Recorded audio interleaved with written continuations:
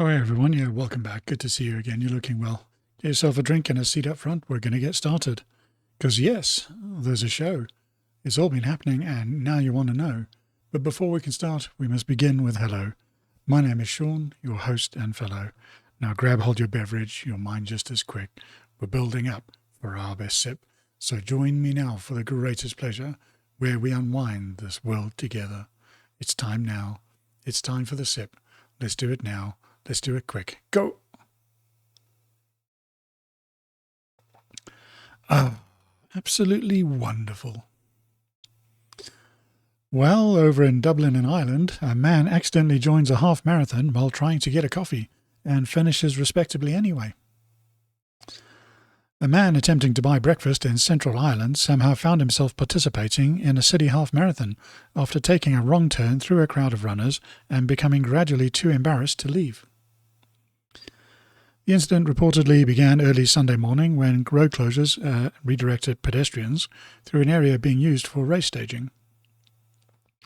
According to witnesses, the man was carrying a takeaway coffee, wore jeans and casual sneakers, and appeared deeply confused almost immediately.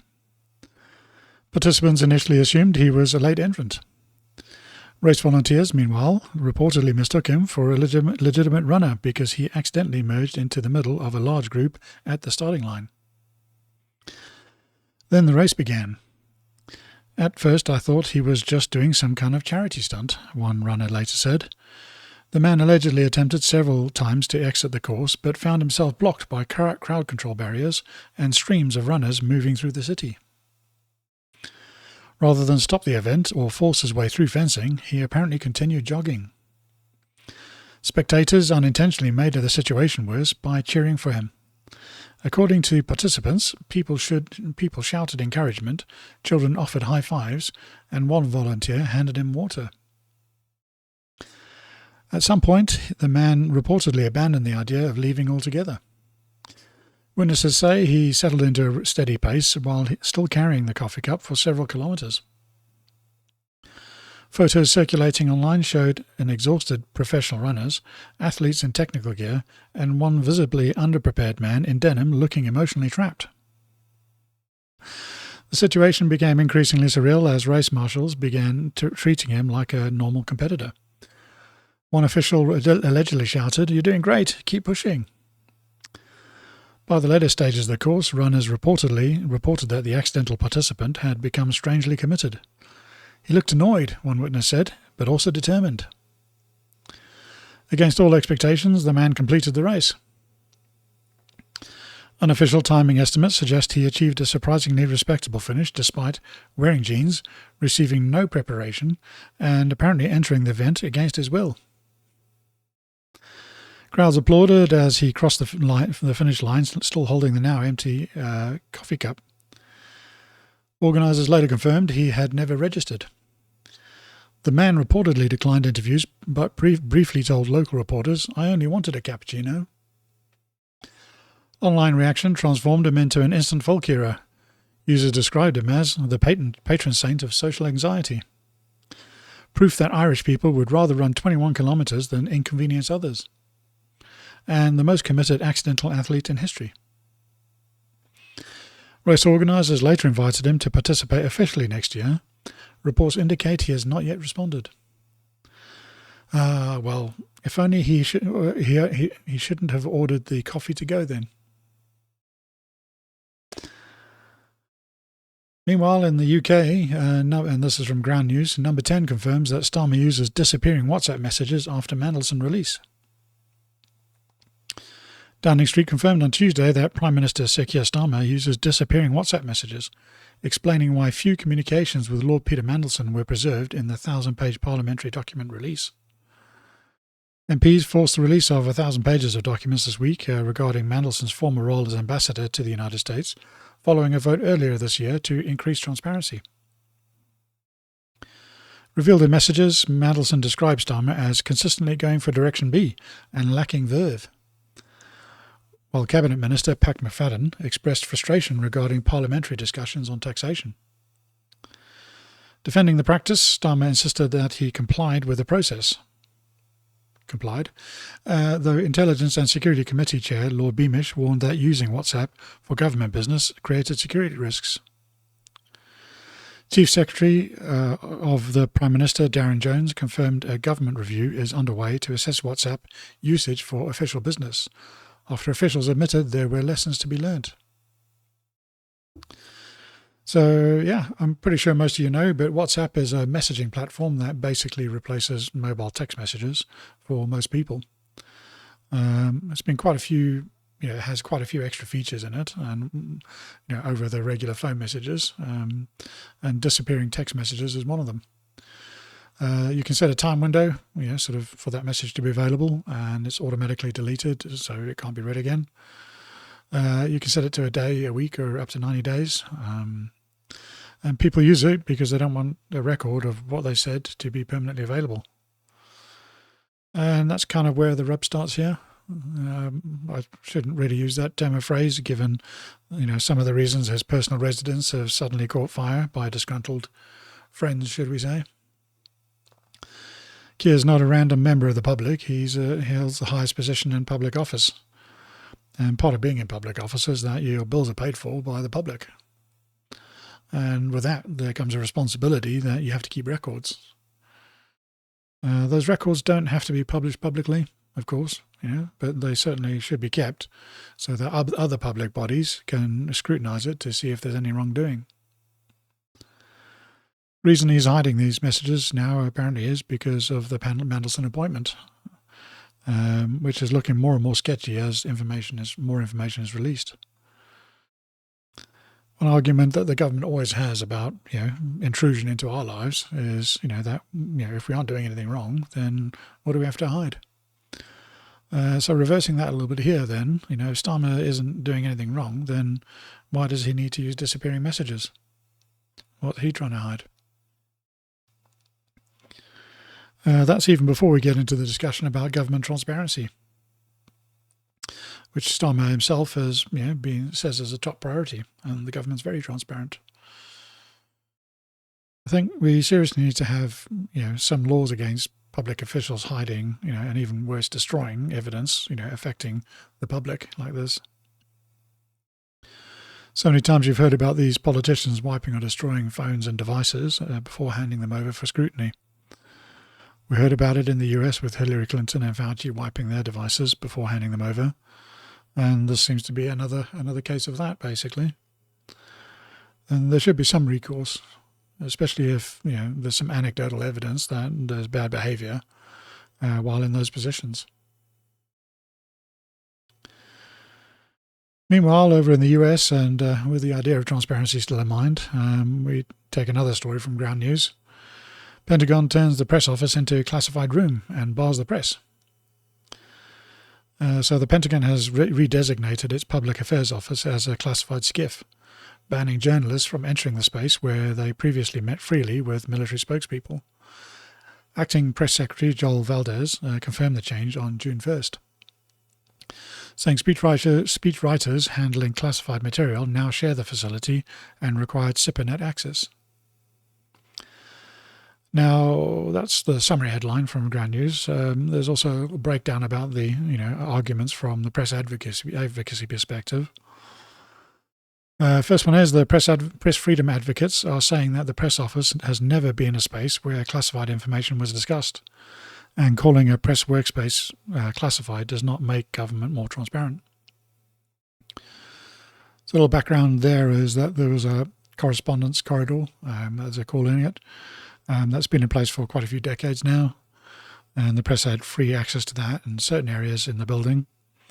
And there was even permanent or semi-permanent desks set up for reporters, which just go to show you how regular the access was.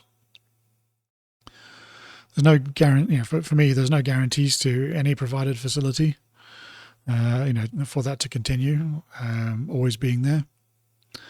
Space in buildings is being repurposed all the time, especially when you can't build an extension into an existing building or an existing structure, and especially when the existing structure is so special purpose, like the headquarters of your war apparatus.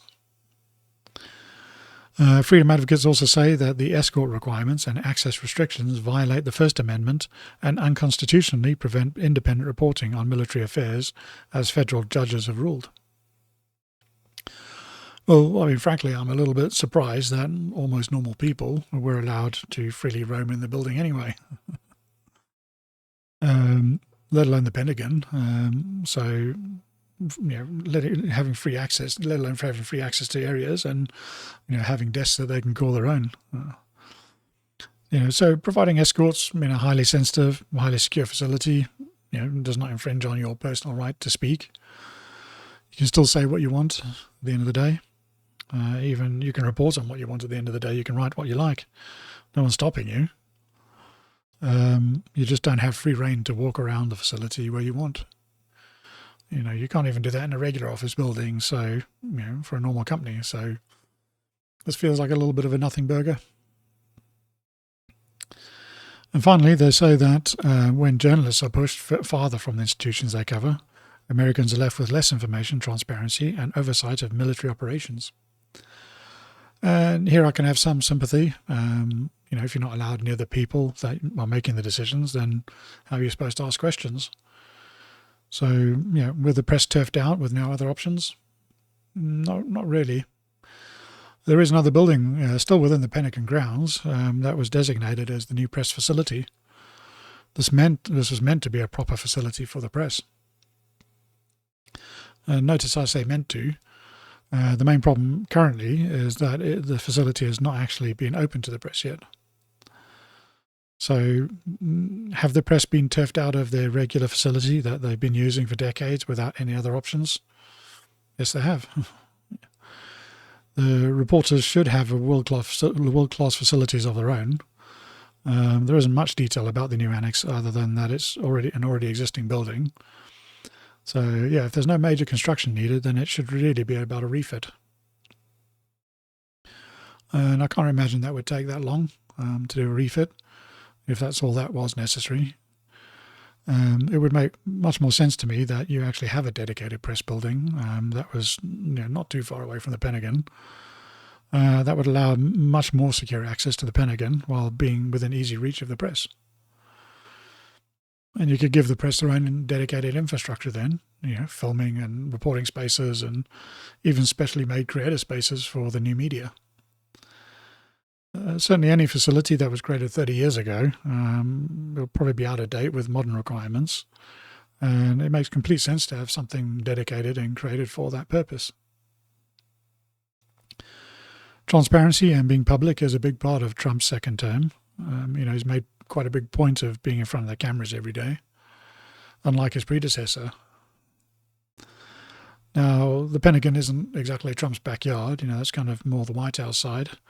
But I would say the Pentagon is probably in the top 3 facilities in the country that, should have some kind of press inclusion.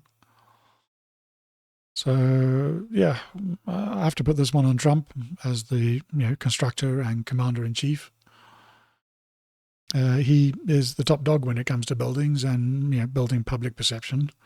And he should know that legacy media could have a field day, with this kind of thing, making a relative nothing burger into something that's now a somewhat truthful case, which they don't often have, really. That press freedoms are being eroded.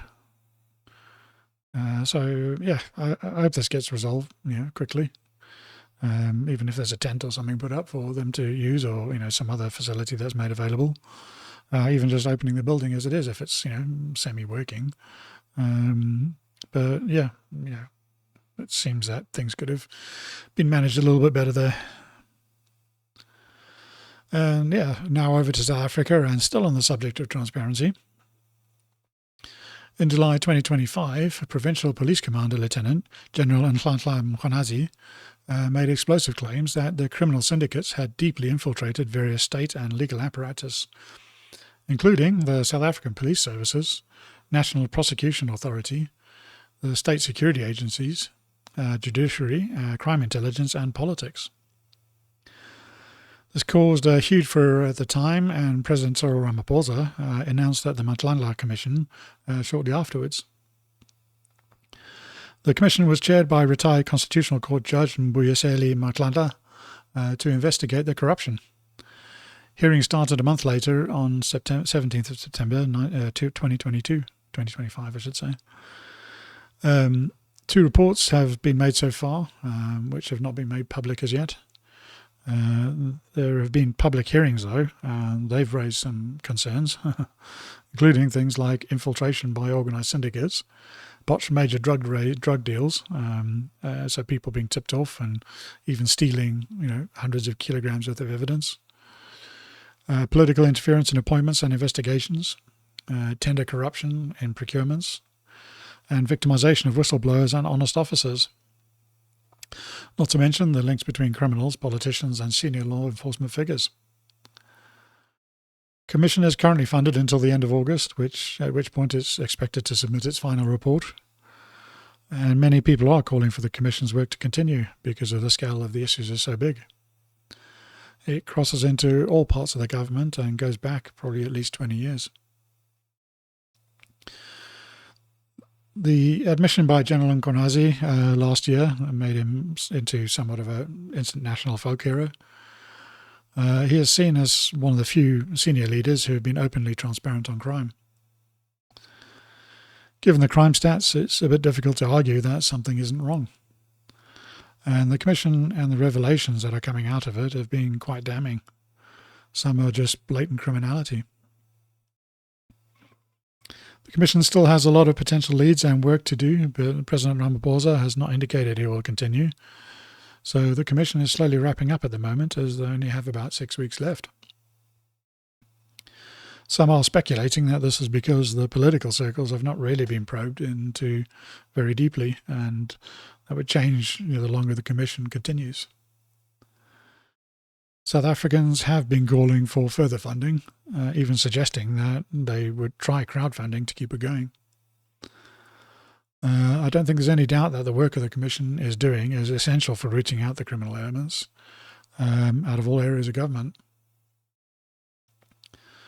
There is just no other service or facility like it, and some of the revelations have been explosive to say the least, but insightful into what's going on inside these organisations.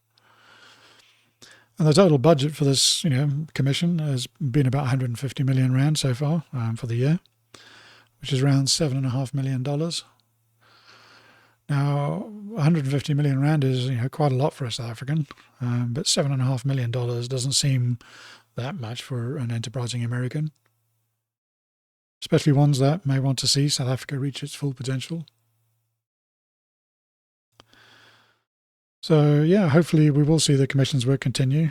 Hopefully someone will, maybe a group of people will fund it, because no doubt there's more that can come from that. I think it's one of the most important things that could help, alleviate the crime and criminal problems in South Africa. You have to get it out of the institutions, otherwise, you've got no chance, basically, if the system is corrupt. But one side story that's been quite heartwarming is another senior police official called Carl Sander. He is an officer with over 40 years of service in the South African police, and he's been testifying as a whistleblower in the Commission. Sander has detailed alleged infiltration of drug syndicates into the police and the disappearance of large quantities of cocaine, like 540 kilograms or like 1,200 pounds worth, from police facilities, and police interference in investigations. And during his testimony, which was the last couple of days, Sanders claims that he was targeted and transferred and sidelined after exposing the corruption. Sanders emotionally described how his personal coffee machine, which he called his only safe space in a hostile work environment, was stolen from inside the Hawks offices in Durban. Now, the Hawks are an elite police unit. They're tasked with taking on the most dangerous and high-profile cases in the country.